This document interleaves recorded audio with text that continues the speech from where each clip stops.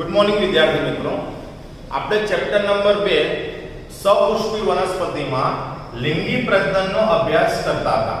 હવે આ ચેપ્ટરની અંદર આપણે સૌથી પહેલા નર પ્રજનન એટલે પુંકેસર જોયું, ત્યારબાદ માદા પ્રજનન એટલે કે સ્ત્રી કેસર જોયું. પુંકેસરની અંદર પરાગરજનું નિર્માણ થાય, સ્ત્રી કેસરમાં અંડક ઉત્પન્ન થાય એ પણ આપણે જોયું. ત્યારબાદ આપણે પરાગનયનની પ્રક્રિયા ભણ્યા કે ભાઈ પરાગરજ જે છે એ પરાગાસન સુધી કઈ રીતે પહોંચે અને આ પરાગનયનની અંદર મદદ કરતા પરાગવાહકો જેમ કે પવન, પાણી, પક્ષી, કીટકો વગેરે પણ આપણે જોયું. હવે પરાગરજ જે છે એ સ્ત્રી કેસરના પરાગાસન ઉપર પહોંચે ત્યારબાદ ફલનની પ્રક્રિયા થાય. બરાબર, જેમ કે આપણે જોયું કે આ સ્ત્રી કેસર છે. હવે સ્ત્રી કેસર જે છે, સ્ત્રી કેસરનો આ ટોચનો ભાગ એને આપણે પરાગાસન કહ્યું હતું. આ તલસ્થ ફૂલનો છોડો આપણે બીજાશય કહ્યું હતું અને બીજાશયની અંદર અંડક ઉત્પન્ન થાય. અંડકની ફરતે રહેલું આવરણ એને આપણે અંડક આવરણ કહ્યું હતું. ઓકે, હવે જ્યારે પુંકેસર જે છે તેમાંથી પરાગરજ છૂટી પડે, પરાગરજ મુક્ત થાય. આ પરાગરજ પરાગનયનની ક્રિયા દ્વારા સ્ત્રી કેસરના પરાગાસન ઉપર સ્થાપિત થાય અને ત્યાંથી પછી પરાગનલિકાનો વિકાસ થાય. આ પરાગનલિકા અંડક તરફ વહન કરે, પરાગનલિકા અંડક તરફ વહન કરે અને ત્યારબાદ એ પરાગનલિકા અહીં રહેલા અંડકોષનું ફલન કરે. તો પરાગરજ મુક્ત થઈને પરાગાસન ઉપર સ્થાપિત થાય અને ત્યારબાદ પરાગનલિકાનો વિકાસ થઈને ફલન થાય. તો અહીંયા આપણે જે થિયરી ભણવાની છે એ થિયરીનું નામ છે પરાગરજ અને સ્ત્રી કેસર વચ્ચેના આંતર સંબંધો. હવે પરાગરજ અને સ્ત્રી કેસર વચ્ચેના આંતર સંબંધો કોને કહેવાય? તો પરાગરજ જે છે એનું પરાગાસન ઉપર સ્થાપન થાય ત્યાંથી લઈને ફલન થાય તે પહેલાની ક્રિયા, ફલન નહીં, પરાગાસન ઉપર પરાગરજનું સ્થાપન થયું, પરાગનલિકાનો વિકાસ થયો અને પરાગનલિકા અંડક સુધી પહોંચી ત્યાં સુધીની ક્રિયા. મતલબ કે પરાગરજનું સ્થાપન થયા પછીની અને ફલન થાય તે પહેલાની જેટલી પણ ક્રિયાઓ થશે તે ક્રિયાઓને પરાગરજ અને સ્ત્રી કેસર વચ્ચેનો આંતર સંબંધ કહેવાય. તો આપણી થિયરી આ જે ભણવાની છે એનું નામ છે પરાગરજ અને સ્ત્રી કેસર વચ્ચેના આંતર સંબંધો. તો પરાગરજ અને સ્ત્રી કેસર વચ્ચેના આંતર સંબંધો મતલબ પરાગરજ, આ પરાગરજનું પરાગાસન પર સ્થાપન થાય ત્યાંથી લઈ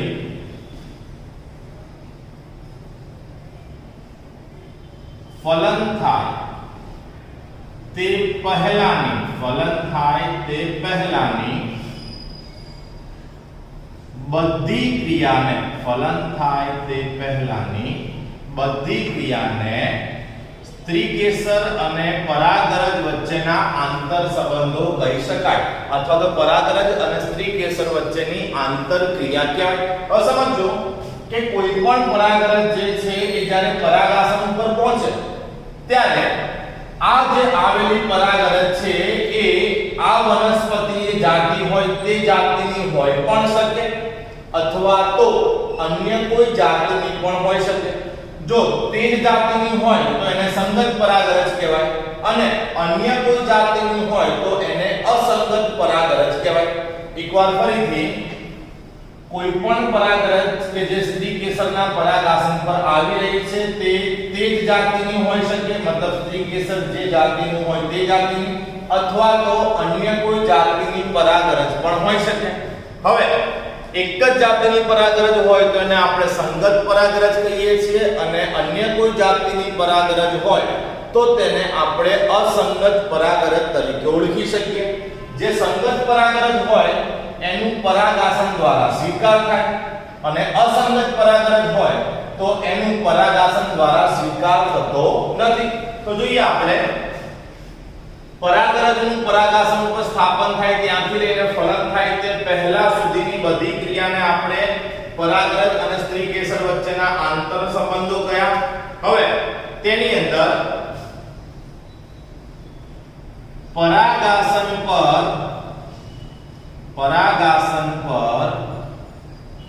સ્થાપિત થતી પરાગરજ, પરાગાસન પર સ્થાપિત થતી પરાગરજ તે જ જાતિની હોય અથવા અન્ય જાતિની પણ હોઈ શકે. તે જ જાતિની હોય અથવા અન્ય જાતિની પણ હોઈ શકે છે. બરાબર. જો પરાગરજ એક જ જાતિની હોય, પરાગરજ એક જ જાતિની હોય તો તેને સંગત પરાગરજ કહી શકાય. અને જો પરાગરજ અન્ય જાતિની હોય તો તેને અસંગત પરાગરજ કહેવાય. સંગત પરાગરજ અને અસંગત પરાગરજ. હવે આ સ્ત્રીકેસરનું જે પરાગાસન છે, સ્ત્રીકેસરનું જે પરાગાસન છે તે સંગત પરાગરજ અને અસંગત પરાગરજને ઓળખવાની ક્ષમતા ધરાવે છે. મતલબ કે સંગત પરાગરજ હોય તો એનો સ્વીકાર કરવાનો અને આગળ પરાગનલિકાનો વિકાસ થાય અને ફલન સુધીની ઘટનાઓ જોવા મળે. પણ જો અસંગત પરાગરજ હોય તો પરાગાસન એનો સ્વીકાર કરશે નહીં. એટલે કે આગળ પરાગનલિકાનો વિકાસ કે એવી કોઈ પ્રક્રિયાને વધવા દેશે નહીં. તો જોઈએ આપણે કે પરાગાસન જે છે, પરાગાસન સંગત અને અસંગત, પરાગાસન સંગત અને અસંગત પરાગરજ વચ્ચેનો ભેદ પારખી શકે છે. મતલબ કે એની પાસે એ ઓળખવાની ક્ષમતા રહેલી છે જેથી સંગત પરાગરજનો સ્વીકાર થાય અને જો અસંગત પરાગરજ હોય, અસંગત પરાગરજ હોય તો તેનો અસ્વીકાર થાય. જો સંગત પરાગરજ હોય તો તેનો સ્વીકાર થાય અને અસંગત પરાગરજ હોય તો પરાગાસન દ્વારા તેનો અસ્વીકાર કરવામાં આવે. હવે પરાગાસન પાસે રહેલી એક ક્ષમતા છે, મતલબ કે સંગત અને અસંગતને ઓળખવાની. એક ક્ષમતા કોની પર આધાર રાખે? તો પરાગાસનની જે ક્ષમતા છે સંગત પરાગરજ અને અસંગત પરાગરજને ઓળખવાની, તે પરાગરજમાંથી ઉદ્ભવતા રાસાયણિક પદાર્થો પર આધાર રાખે. સંગત અને અસંગત, સંગત અને અસંગત પરાગને ઓળખવાની પરાગાસનની ક્ષમતા, પરાગાસનની ક્ષમતા, સંગત અને અસંગત પરાગને ઓળખવાની પરાગાસનની ક્ષમતા પરાગરજના રાસાયણિક ઘટકો પર આધારિત હોય. રાસાયણિક ઘટકો જેવા કે પરાગરજનું અંદર જે પ્રોટીન છે એ પ્રોટીન અને જલ વિચ્છેદક ઉત્સેચકો, પરાગરજનું પ્રોટીન અને જલ વિચ્છેદક ઉત્સેચકો. તો સંગત અને અસંગત પરાગને ઓળખવાની પરાગાસનની જે ક્ષમતા છે તે પરાગરજના રાસાયણિક ઘટકો પર આધાર રાખે છે। તો અહીંયા પહેલો મુદ્દો એ ક્લિયર થયો કે જ્યારે પરાગરજ પરાગાસન ઉપર આવશે, પરાગરજ જે છે તે પરાગાસન ઉપર આવશે તો પરાગાસન જે છે એ ઓળખી શકશે કે આવેલી પરાગરજ એ તે જ જાતિની છે કે અન્ય જાતિની છે, મતલબ સંગત છે કે અસંગત। સંગત હોય તો એનો સ્વીકાર કરવાનો અને આગળની ઘટનાઓ જેમ કે પરાગનલિકાનો વિકાસ છે, ફલન છે એ બધું જોવા મળે, અને જો અસંગત હોય તો એનો અસ્વીકાર થઈ જાય। તો સંગત અને અસંગત જે છે એને ઓળખવાની પરાગાસનની ક્ષમતા એ પરાગરજ ઉપરના રાસાયણિક ઘટકો જેવા કે પરાગરજમાંનું પ્રોટીન અને જલ વિચ્છેદક ઉત્સેચકો પર આધાર રાખે છે। જલ વિચ્છેદક ઉત્સેચકો પર આધાર રાખે છે। તો આ પહેલું સ્ટેપ પૂરું થયું કે સંગત અને અસંગત પરાગરજ જે છે એને પરાગાસન ઓળખી શકે। હવે આગળનું સ્ટેપ જોઈએ આપણે, જ્યારે આ પરાગરજ જે છે એ પરાગાસનમાંથી છૂટી પડે તો આ પરાગરજ બે પ્રકારની હોઈ શકે, જે આપણે આગળ નરજન્યુજનક અવસ્થામાં ભણ્યા હતા। એક પરાગરજ જે છે એ ત્રિકોષીય હોઈ શકે। ત્રિકોષીય મતલબ એની પાસે બે નરજન્યુ હોય અને એક વાનસ્પતિક કોષ હોય। બે નરજન્યુ અને એક વાનસ્પતિક કોષ અથવા તો નાલ કોષ હોય। એટલે કે એક શક્યતા એ છે કે પરાગરજ જે છે દ્વિકોષીય હોય, અથવા તો બીજી શક્યતા એવી છે કે આ જે પરાગરજ છે એ દ્વિકોષીય હોય। એક શક્યતા છે પરાગરજ ત્રિકોષીય હોય જ્યાં બે નરજન્યુ અને એક વાનસ્પતિક કોષ હોય, અથવા બીજી શક્યતામાં પરાગરજ દ્વિકોષીય હોય। દ્વિકોષીય એટલે કે એમાં એક જનન કોષ હોય અને બીજો વાનસ્પતિક કોષ એટલે કે નાલ કોષ રહેલો હોય। બરાબર। હવે આવી પરાગરજ જે છે એનું સ્ત્રી કેસરના પરાગાસન ઉપર સ્થાપન થાય। આ સ્ત્રી કેસર જે છે તેનું પરાગાસન, સ્ત્રી કેસરની અંદર રહેલું અંડક, અંડકની ફરતેનું આ અંડક આવરણ, અને આપણે અહીંયા જોયું હતું કે અહીંયા અંદરની તરફ ભ્રૂણપુટ આવેલું હોય। અંદરની તરફ શું આવેલું હોય? ભ્રૂણપુટ। જ્યાં ભ્રૂણપુટની અંદર બે સહાયક કોષો હોય અને અહીંયા એક અંડકોષ રહેલો હોય, જ્યારે ઉપર ત્રણ પ્રતિધ્રુવી કોષ અને વચ્ચે દ્વિકીય કોષ રહેલો હોય। બરાબર। અહીંયા આ બે જે છે આ બે સહાયક કોષ અને એક કયો કોષ રહેલો હોય? અંડકોષ રહેલો હોય। તો માની લઈએ આપણે કે જે દ્વિકોષીય પરાગરજ છે, આ દ્વિકોષીય પરાગરજનું અહીંયા સ્થાપન થયું એટલે સૌથી નાનો કોષ જનન કોષ અને મોટો કોષ નાલ કોષ। ત્યારબાદ પરાગરજ જે છે એના જનન છિદ્રમાંથી પરાગનલિકાનો વિકાસ થાય। આ રીતે પરાગનલિકાનો વિકાસ થાય। હવે પરાગનલિકામાં બંને કોષો ઉતરી આવશે, નાનો જનન કોષ અને મોટો જે છે એને કહેવાય નાલ કોષ। જો ત્રિકોષીય પરાગરજનું સ્થાપન થયું હોત તો અહીંયા ત્રણ કોષ આવત, કયા કયા? તો બે નરજન્યુ અને એક આવત નાલ કોષ। પણ અત્યારે હાલ કોષ કેટલા આવ્યા છે? બે। કયા કયા કોષ છે? તો જનન કોષ છે અને નાલ કોષ છે।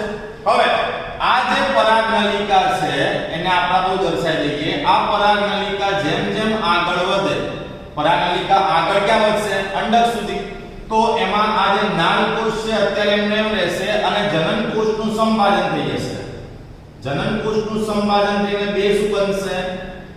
તો બે બની જશે નરજન્યુ। ઓકે। મતલબ જો ત્રિકોષીય પરાગરજ હોય તો એમાં સંભાજન કરવાની કોઈ આવશ્યકતા નથી, પણ જો પરાગરજ દ્વિકોષીય હોય તો જનન કોષનું સંભાજન થઈને બે નરજન્યુ બને। ત્યારબાદ આ પરાગનલિકા જે છે, આ પરાગનલિકા ક્રમશઃ અંડક તરફ આગળ વધે। પરાગનલિકા ક્રમશઃ અંડક તરફ આગળ વધે અને ત્યારબાદ અંડછિદ્ર મારફતે પરાગનલિકા અંદર પ્રવેશે। હવે આપણે જોયું કે પરાગનલિકાનો જ્યારે વિકાસ થઈ રહ્યો હતો ત્યારે અહીંયા બે નરજન્યુઓ હાજર છે અને એક નાલકોષ હાજર છે. તો આ નાલકોષ જે છે, નાલકોષ એ નરજન્યુને પોષણ આપે એટલે ધીરે ધીરે નાલકોષો જે છે તેનું વિઘટન થઈ જાય. ધીરે ધીરે નાલકોષ જે છે તેનું શું થાય? વિઘટન. નાલકોષનું વિઘટન થાય તો પરાગનલિકામાં વધુ કોણ હશે? બે નરજન્યુ. આ બે નરજન્યુ જે છે પરાગનલિકા મારફતે અહીંયા સહાયક કોષો સુધી પહોંચે. હવે સહાયક કોષો જે છે આ નરજન્યુને અંડકોષ સુધી જવા માટેનું માર્ગદર્શન આપે. નરજન્યુને સહાયક કોષો ક્યાં સુધી જવાનું માર્ગદર્શન આપે? અંડકોષ સુધી જવાનું માર્ગદર્શન આપે. અહીં સુધીની પ્રક્રિયા, કેમ કે હવે આના પછી તો ફલન થશે, પણ અહીં સુધીની જે પ્રક્રિયા છે એને પરાગરજ અને સ્ત્રીકેસર વચ્ચેના આંતર સંબંધો કહેવાય. ફરીથી સંગત કે અસંગત પરાગરજ ને પરાગાસન ઓળખી શકે. સંગત પરાગરજ હોય તો એનો શું કરી લેવામાં આવશે? સ્વીકાર કરી લેવામાં આવશે. હવે એની અંદર જુઓ કે પરાગરજ બે પ્રકારની હોઈ શકે, યા તો ત્રિકોષીય અથવા તો દ્વિકોષીય. ત્રિકોષીય હોય તો બે નરજન્યુ અને એક વાનસ્પતિક કોષ હોય, અને દ્વિકોષીય હોય તો એક જનનકોષ અને એક વાનસ્પતિક કોષ હોય. માની લો કે દ્વિકોષીય પરાગરજ જે છે એનું સ્થાપન થાય અને પછી પરાગનલિકાનો વિકાસ થાય તો આગળ જઈને આ જે જનનકોષ છે એનું સમવિભાજન થઈને બે નરજન્યુ બને. એટલે ટૂંકમાં દ્વિકોષીય પરાગરજ હોય કે ત્રિકોષીય પરાગરજ, આગળ જતા પ્રક્રિયામાં તમને ત્રણ કોષો, બે નરજન્યુ અને એક નાલકોષ જોવા મળશે. પરાગનલિકાના વિકાસ દરમિયાન નાલકોષ નરજન્યુને પોષણ આપે માટે નાલકોષનું વિઘટન થઈ જાય. નાલકોષ હવે વધતો નથી. આ બે નરજન્યુ જે છે એ પરાગનલિકા દ્વારા આગળ વધે. જ્યારે પરાગનલિકા અંડછિદ્ર સુધી પહોંચે ત્યારે અંડછિદ્રમાં પરાગનલિકા અંદર જાય અને નરજન્યુઓ પણ આગળ વધે. ત્યાં સહાયક કોષો જે છે આ સહાયક કોષો પાસે રહેલા તંતુમય ઘટકો નરજન્યુને અંડકોષ સુધી પહોંચવા માટેનું માર્ગદર્શન પૂરું પાડે. અહીં સુધીની જે પ્રક્રિયા છે તેને પરાગરજ અને સ્ત્રીકેસર વચ્ચેના આંતર સંબંધો કહેવાય. તો આ જે આખી ઘટના આપણે સમજાવી એમાં આપણે પહેલો પોઈન્ટ લખેલો છે સંગત અને અસંગત પરાગરજ વિશેનો. હવે આગળની થિયરી પણ આપણે એકવાર લખીને સમજાવી દઈએ. આ અત્યારે આપણે ખાલી થિયરીનો કોન્સેપ્ટ ક્લિયર કર્યો, ઘટના શું ઘટી. ઓકે, તો હવે આપણે આગળ જોઈએ. તો આપણે જોયું અહીંયા સુધી કે સંગત અને અસંગત પરાગને ઓળખવાની પરાગાસનની ક્ષમતા છે. હવે પરાગરજ પરાગાસન પર સ્થાપિત થયા બાદ પરાગાસન પર સ્થાપિત થયા બાદ શેનો વિકાસ થાય? તો પરાગનલિકાનો વિકાસ થાય. શેનો વિકાસ થાય? પરાગનલિકાનો વિકાસ થાય. અને પરાગરજના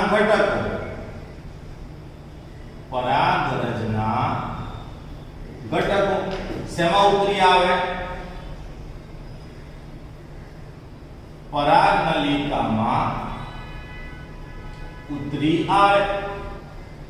હવે એની અંદર આપણે એવું જોયું કે જો પરાગરજ દ્વિકોષીય હોય,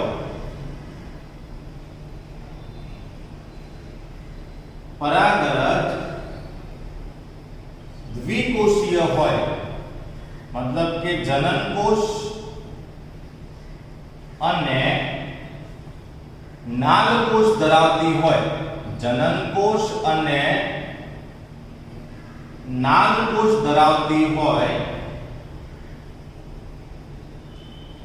તો પરાગનલિકાના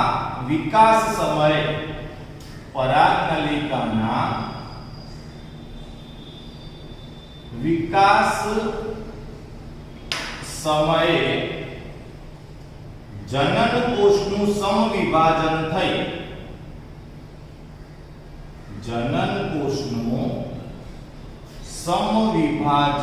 થઈ બે નરજન્યુ બને છે, પરંતુ જો પરાગરજ ત્રિકોષીય હોય, પરંતુ જો પરાગરજ ત્રિકોષીય હોય તો બે નરજન્યુ અને જનનકોષ બે નરજન્યુ અને નાલકોષ પહેલાથી જ હાજર હોય, જેથી અહીં સમવિભાજન જોવા મળશે નહીં, સમવિભાજન જોવા મળતું નથી. પણ પરાગરજ દ્વિકોષીય હોય કે પરાગરજ ત્રિકોષીય હોય, એક વસ્તુ આપણા દિમાગની અંદર ફિટ થઈ ગઈ કે જ્યારે પરાગનલિકાનો વિકાસ થશે તો પરાગનલિકામાં ત્રિકોષીય અવસ્થા જ આવવાની. ત્રિકોષીય અવસ્થા મતલબ કોણ? તો બે નરજન્યુ આવશે અને એક કોણ આવશે? નાલકોષ આવશે. હવે પરાગનલિકાના વિકાસ દરમિયાન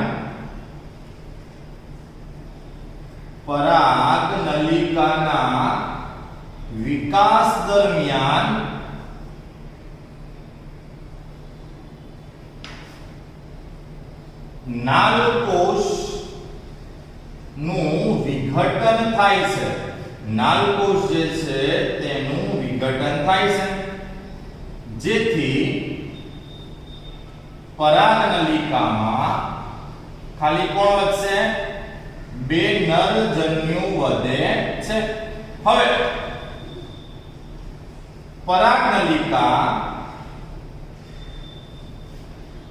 આગળ વધીને જ્યારે અંડક સુધી પહોંચે ત્યારે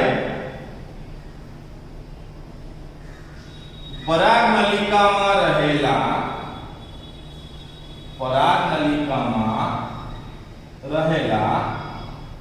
બંને નરજન્યુ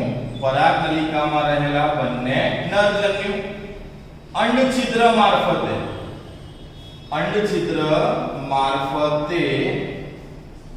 અંડકના સહાયક કોષોમાં પ્રવેશે છે.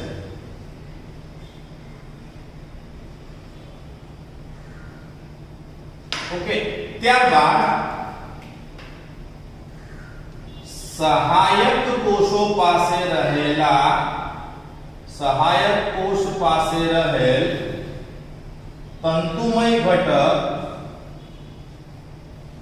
બંને નરજન્યુને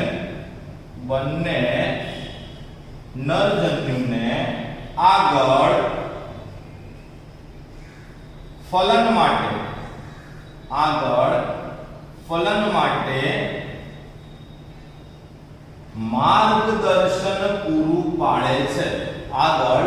માટે માર્ગદર્શન પૂરું પાડે છે. એટલે હવે આગળની પ્રક્રિયા કઈ છે? તો આગળની પ્રક્રિયા આવશે ફલન. ફલન. પણ વ્યાખ્યા પ્રમાણે આપણે જે પરાગરજ અને સ્ત્રીકેસરના આંતર સંબંધો ભણવા છે, તો પરાગરજના સ્થાપનથી લઈને ફલન થાય તે પહેલા સુધીની પ્રક્રિયાઓ, મતલબ કે પરાગરજનું સ્થાપન, પરાગનલિકાનો વિકાસ અને નરજન્યુઓનું તંતુમય ઘટકો સુધી, એટલે કે સહાયક કોષના તંતુમય ઘટકો સુધી પહોંચવા સુધીની જે ક્રિયા છે તેને પરાગરજ અને સ્ત્રીકેસર વચ્ચેના આંતર સંબંધો કહેવાય. તો આપણે અહીંયા જોયું સૌથી પહેલા કે પરાગરજ જે છે સંગત હોય કે અસંગત તે પરાગાસન ઓળખી શકે. ત્યારબાદ પરાગનલિકાનો વિકાસ કઈ રીતે થાય, એમાં પરાગરજ જે છે એમાંના જનનકોષો અને નાલકોષોનું વહન પરાગનલિકામાં કઈ રીતે થાય તેનો અહીંયા આપણે અભ્યાસ કર્યો. તો આની સાથે પરાગરજ અને સ્ત્રીકેસર વચ્ચેના આંતર સંબંધો આપણે પૂરા થયા. હવે પરાગરજ અને સ્ત્રીકેસરના આંતર સંબંધો પૂરા થતાની સાથે આગળની ઘટના એટલે કે વનસ્પતિમાં ફલન, મતલબ નરજન્યુ અને માદાજન્યુ બંનેના જોડાણનો આપણે અભ્યાસ કરીશું. તો હવે આપણે જોઈએ વનસ્પતિમાં ફલનની ક્રિયા. તો વિદ્યાર્થી મિત્રો, હવે આપણે જોઈએ વનસ્પતિમાં બેવડું ફલન. આની આગળ આપણે સ્ત્રીકેસર અને પરાગરજના આંતર સંબંધો ભણ્યા કે જેની અંદર આપણે એવું જોયું કે જે પરાગાશય છે આ પરાગાશયની અંદરથી પરાગરજ મુક્ત થાય એટલે પરાગનયનની ક્રિયા દ્વારા આ પરાગરજ સ્ત્રીકેસરના પરાગાસન ઉપર સ્થાપિત થાય. હવે અત્યારે હાલ આપણે ત્રિકોષીય પરાગરજ દર્શાવી રહ્યા છે. ઓકે, હવે જો આ સંગત પરાગરજ હોય તો પરાગાસન દ્વારા એનો સ્વીકાર થાય અને આ જે પરાગરજ છે એના જનન છિદ્રમાંથી પરાગરજના જનન છિદ્રમાંથી પરાગનલિકાનો વિકાસ થાય. બરાબર, ત્રિકોષીય પરાગરજ હોય આપણે જોયું કે પરાગનલિકા જે છે એમાં 3 કોષો આવશે. એક મોટો કોષ જે છે એને આપણે કહ્યું નાલ કોષ અને જે બે નાના કોષો છે એને આપણે કહીશું નરજન્યુ. હવે નાલ કોષ જે છે એ પરાગવાહિનીમાંથી આ જે પરાગવાહિની છે પરાગવાહિનીમાંથી જ્યારે પરાગનલિકાનો વિકાસ થતો હોય આ અંદરની તરફ જે છે એને કહેવાય પરાગનલિકા. તો આ પરાગવાહિનીમાંથી જ્યારે પરાગનલિકા આગળ વધતી હોય તે દરમિયાન નાલ કોષનું વિઘટન થઈ જાય. હવે નાલ કોષનું વિઘટન થાય તો પરાગનલિકામાં ખાલી કોણ હાજર હશે? પરાગનલિકામાં માત્ર ને માત્ર 2 નરજન્યુ હાજર હશે. હવે આ જે પરાગનલિકા છે તે વૃદ્ધિ કરતી કરતી અંડક સુધી પહોંચે. આ પરાગનલિકા વૃદ્ધિ કરતી કરતી અંડક સુધી પહોંચે અને ત્યારબાદ અંડ છિદ્ર મારફતે પરાગનલિકા આગળ વધીને ભ્રૂણપુટ સુધી પહોંચે. જ્યારે પરાગનલિકા ભ્રૂણપુટ સુધી પહોંચે ત્યારે પરાગનલિકામાં કોણ હાજર હોય? તો પરાગનલિકામાં માત્ર ને માત્ર 2 નરજન્યુ હોય. ત્યારબાદ પરાગનલિકાનો અગ્ર છેડો ખુલી જાય અને આ બંને નરજન્યુ ભ્રૂણપુટમાં પ્રવેશે. તે સમયે સહાયક કોષોનું વિઘટન થઈ જાય. કોનું વિઘટન થાય? સહાયક કોષો. સહાયક કોષો જે છે આ સહાયક કોષોનું વિઘટન થાય અને આ બંને નરજન્યુ સહાયક કોષના કોષરસમાં મુક્ત થાય. ત્યાંથી આ જે પહેલો નરજન્યુ છે અહીંયા જો આ પહેલો નરજન્યુ આ નરજન્યુ જઈને અંડકોષ સાથે ફલન કરી લેશે. એટલે નરજન્યુનું અંડકોષ સાથે ફલન થયું. હવે સમજો અંડકોષ કયા પ્રકારનો હતો? N પ્રકારનો એટલે કે એકકીય. એની સાથે કોણ જોડાયેલું? નરજન્યુ. નરજન્યુ પણ કેવા પ્રકારનો? એકકીય. તો અહીંયા અંડકોષ અને નરજન્યુનું જોડાણ થવાને કારણે 2N પ્રકારની એટલે કે દ્વિકીય પ્રકારની યુગ્મનજનું નિર્માણ થાય. તો પહેલો નરજન્યુ અંડકોષ સાથે ફલન કરે.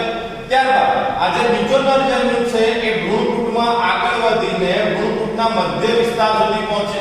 આ મધ્ય વિસ્તારમાં કોણ છે? તો દ્વિકીય કોષ કેન્દ્ર. એની સાથે આપણો નરજન્યુ જોડાઈને ફલન કરી દેશે. હવે સમજો મધ્યમાં હતું દ્વિકીય કોષ કેન્દ્ર કે જે પોતે 2N પ્રકારનું હતું. એની સાથે કોણ જોડાયો? નરજન્યુ કે જે પોતે N પ્રકારનો હતો. તો આમનું ફલન થઈને 2N + N એટલે 3N થયું. તો ફલન થઈને અહીંયા પ્રાથમિક ભ્રૂણ કોષ કેન્દ્ર બને. શું બનશે? પ્રાથમિક ભ્રૂણ કોષ કેન્દ્ર જે કયા પ્રકારનું હોય? તો 3N એટલે કે ત્રિકીય પ્રકારનું હોય. તો પહેલા નરજન્યુએ અંડકોષ સાથે ફલન કરીને યુગ્મનજ બનાવ્યું અને બીજા નરજન્યુએ દ્વિકીય કોષ કેન્દ્ર સાથે ફલન કરી પ્રાથમિક ભ્રૂણ કોષ કેન્દ્ર બનાવ્યું. હવે ખાસ યાદ રાખજો કે આ જે પ્રાથમિક ભ્રૂણ કોષ કેન્દ્ર છે પ્રાથમિક ભ્રૂણ કોષ કેન્દ્ર આ પ્રાથમિક ભ્રૂણ કોષ કેન્દ્રને PEN તરીકે પણ ઓળખવામાં આવે. પેનનું આખું નામ થાય પ્રાઇમરી પેનનું આખું નામ થાય પ્રાઇમરી એન્ડોસ્પર્મિક ન્યુક્લિયસ બરાબર। તો પ્રાથમિક ભ્રૂણકોષ કેન્દ્રને શું કહેવામાં આવે? Primary endospermic nucleus. તો અહીંયા ફલનની પ્રક્રિયા બે વાર થઈ, એકવાર અંડકોષનું ફલન થયું, બીજી વાર દ્વિતીય કોષ કેન્દ્રનું ફલન થયું। માટે બે વાર ફલન થયું હોવાથી આને બેવડું ફલન કહેવામાં આવે। એકવાર ફરીથી જોઈએ, આપણે જોયું કે પરાગરજ જે છે તેનું પરાગાસન ઉપર સ્થાપન થાય, ત્યારબાદ પરાગનલિકાનો વિકાસ થાય। હવે આ જે પરાગનલિકા છે પરાગવાહિની મારફતે અંડક સુધી પહોંચે અને જ્યારે પરાગનલિકા અંડક સુધી પહોંચે તે સમયે પરાગનલિકામાં બે નરજન્યુ રહેલા હોય। હવે પરાગનલિકા અંડકમાં થઈને ભ્રૂણપુટ સુધી પહોંચે, પરાગનલિકાનો ટોચનો ભાગ તૂટે અને બંને નરજન્યુ અંદર પ્રવેશે। તો જુઓ, પરાગનલિકાનો ટોચનો ભાગ તૂટે, ભ્રૂણપુટમાં સહાયક કોષોનું વિઘટન થાય અને જે બંને નરજન્યુ છે એ બંને નરજન્યુ સહાયક કોષના કોષરસમાં મુક્ત થાય। હવે બે નરજન્યુ પૈકીનો એક નરજન્યુ અંડકોષ સાથે સંયુગ્મન કરી યુગ્મનજનું નિર્માણ કરે, જ્યારે બીજો નરજન્યુ ભ્રૂણપુટના મધ્ય ભાગે જાય, ત્યાં દ્વિતીય કોષ કેન્દ્ર સાથે જોડાય, પ્રાથમિક ભ્રૂણકોષ કેન્દ્ર બનાવે। આમ અહીં બે રચનાઓ, એક અંડકોષ અને દ્વિતીય કોષ કેન્દ્ર, આ બેનું ફલન થતું હોવાને કારણે આને બેવડું ફલન કહેવાય। અંડકોષનું ફલન થઈને શું બન્યું? તો અંડકોષનું ફલન થઈને બની દ્વિતીય યુગ્મનજ, જ્યારે દ્વિતીય કોષ કેન્દ્રનું ફલન થઈને શું બન્યું? તો દ્વિતીય કોષ કેન્દ્રનું ફલન થઈને બન્યું પ્રાથમિક ભ્રૂણકોષ કેન્દ્ર। યુગ્મનજ દ્વિતીય એટલે 2n પ્રકારની છે, જ્યારે પ્રાથમિક ભ્રૂણકોષ કેન્દ્ર તૃતીય એટલે કે 3n પ્રકારનું છે।